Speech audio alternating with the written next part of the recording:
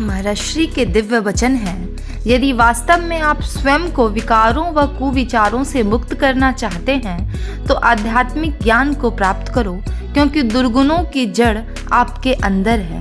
उसे केवल ब्रह्म ज्ञान की खड्ग से ही काटा जा सकता है। आज का विशेष अनुभव है। देखो, वो श्री आशुतोष महाराज जी का शिष्य है। एक दिन मेरे परिवार के एक सदस्य रोष में भरकर मुझसे बोले, क्या तुम सारा दिन सेवा सेवा सेवा की रट लगाए रहते हो? इतनी सेवा करने के बाद भी आज तक तुम्हें प्राप्त क्या हुआ है? कुछ भी तो नहीं।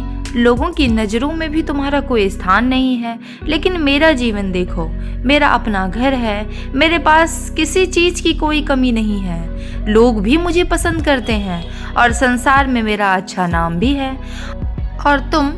वे बोलते रहे और मैं चुपचाप सुनता रहा।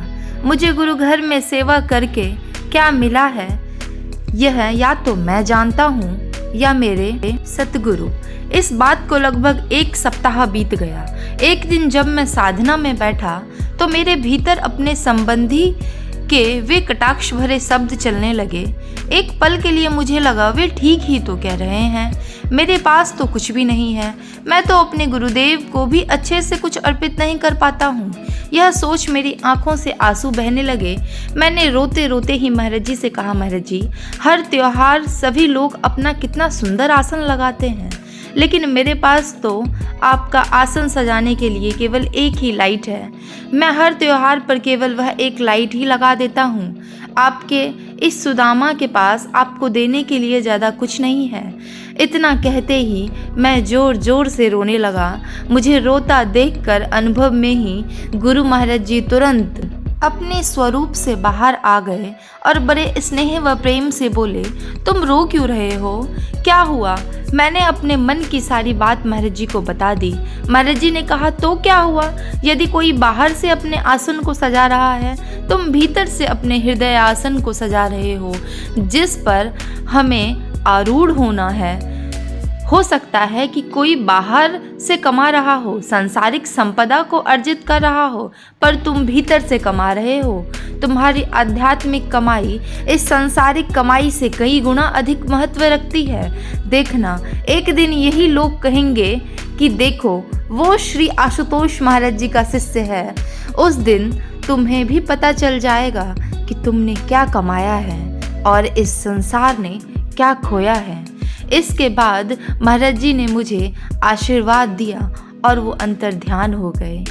बस महाराज जी की आज्ञाओं में चलना है तो हम महाराज जी के कृपा रूपी प्रसाद को हमेशा ग्रहण कर पाएंगे, हमेशा प्राप्त कर पाएंगे। बस महाराज जी की आज्ञाओं में चलना है, क्योंकि अगर हम आज्ञा में चलेंगे तभी हमारे गुरुदेव हमसे प्रसन्न रह पाएंगे। अगर उन्हें प्रसन्न करना है तो उनकी आज्ञाओं में चलकर निरंतर ध्यान साधना करनी होगी। और अगर जिन्होंने भी DJJS यूट्यूब चैनल को सब्सक्राइब नहीं किया है, वो ज़रूर सब्सक्राइब कर लें और अपने रिलेटिव से भी DJJS यूट्यूब चैनल को ज़रूर सब्सक्राइब करें। और ऐसी ही दिव्य अनुभूति अगर आप लोगों के जीवन में भी घटती है तो अपने अंतः अनुभवों को अनुभूति हेल्पलाइन नंबर पे ज़रूर रजिस्टर कराएं, बिल्कुल भी ना भूलें।